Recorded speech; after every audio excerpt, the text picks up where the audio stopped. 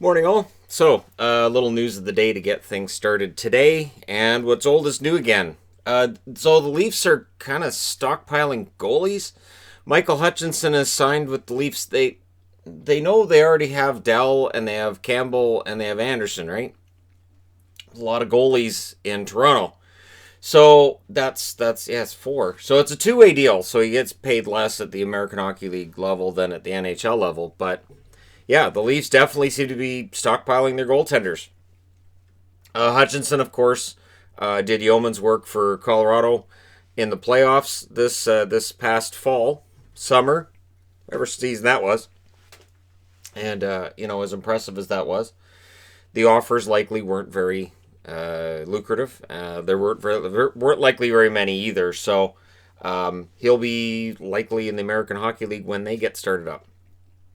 So, again, the Leafs have done a good job of at least improving their depth. And we'll see how they do this year once we get things started again, whenever that starts. Sami Niku has signed a 2-year extension with the Winnipeg Jets for a total of $1.45 million, or 1.5 million, I think it is. It's 725 grand per, so that'll be 1.5 million. See, and I saw two different numbers. I'm thinking, well, if it's 725 a year, that's 1.5 million. So, Niku, it's interesting because his agent came out and said he hadn't requested a trade. There's been a lot of talk about whether or not Niku wanted out of Winnipeg. Similar to Laine, just a lot less discussion of whether or not Niku's going to be on his way out because it's not as big a name, obviously, as Laine.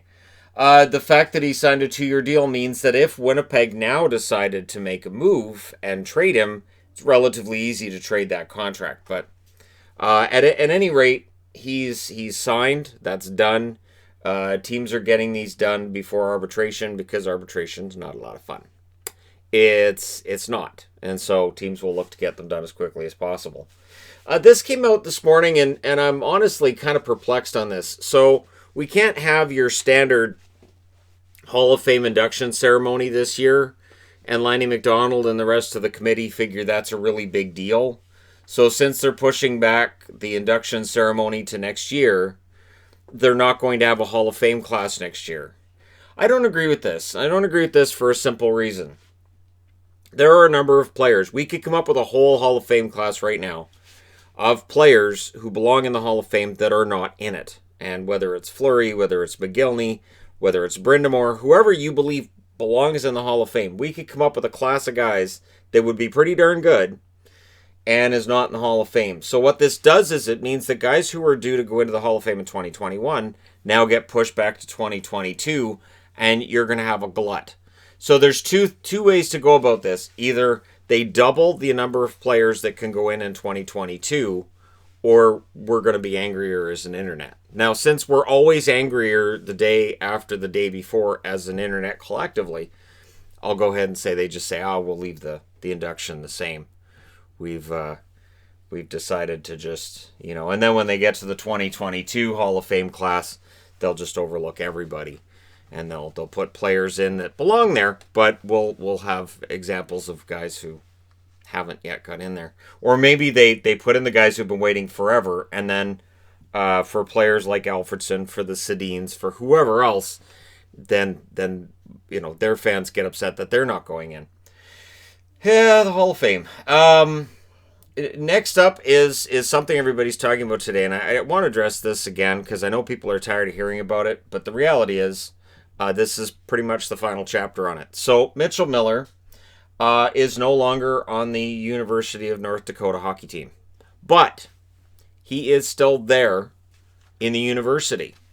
So they've basically cut him from the hockey team, but he will still attend the university.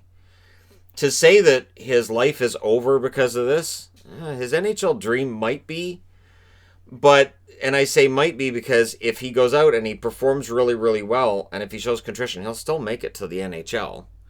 But the idea that his life is over when he's at the University of North Dakota, that's still a leg up on a lot of other people. So, and again, when I see people saying there's only one incident, no, it wasn't. This wasn't just one incident. It occurred when he was 14. No, we've found out since then it occurred for years. So, Yeah, okay. Anyways, and then there was a comment this morning about, bullying is this and that. In when I was in middle school, it was simple. If you fought back against a bully, you'd have about six other guys that would beat you down. It's not like bullies fight fair. I think, Hollywood's kind of given us this wrong impression that bullies fight fair. They don't. And that was kind of the thing, because friends of mine would say, "Oh, you could beat that guy." I'm like, "Yeah, I probably could." But those other five guys who would attack me for going after him, probably going to have less of a chance. And since my friends were, we were nerds, so it's not like I'm going to tell my friends, "Hey guys, come on, we can all go fight with guys from our rugby team. It'll come on, we can do this." It'll, almost like, I'm on the Brute Squad. You are the Brute Squad. I was Billy Crystal in that moment, and there was one bully in particular that kind of had the Andre the Giant vibe going on. Yeah, I'm sure that if I had fought back, I would have looked like Miracle Max at the end of it with the wrinkles and the gray hair and running around yelling Humperdinck. Anyways, so yeah, Mitchell Miller is off the University of North Dakota team, and that is the end of the story. I mean, whatever happens from here, he'll have to write further chapters to this if he's going to end up having a professional hockey career. But I still think if he has that talent, and if it's there, then he likely still reaches it. But again, I think there are a lot of reasons why this has been going on, and again, this is the end of that. So yeah, there's not really a way to segue from that, but I'm going to do my best here. The NHL for next year, that's the most important time, according to Bill Daly, that getting onto a normal schedule for 2021, 2022 is very, very important.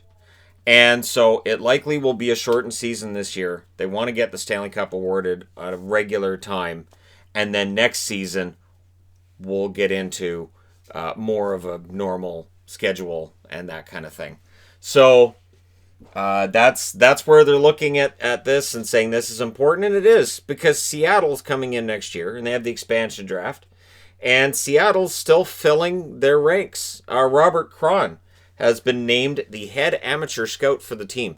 So I do recognize the name from Vancouver days. I remember when he went to Carolina, and I honestly missed him in Vancouver. I thought there was a lot of potential there. He was a top 9 forward. Points he produced like a top 6 forward, but I thought there was good potential there. He just couldn't get the ice time in Vancouver. He got elsewhere. But yeah, I'm happy for him. That's a good story for him. And Seattle, the guys that they're hiring, pretty smart hires. They definitely have filled out their staff really well. The question mark becomes one of when are they going to hire their coach? Who's going to be the coach there? And when are we going to get some idea of what kind of team Francis is going to draft?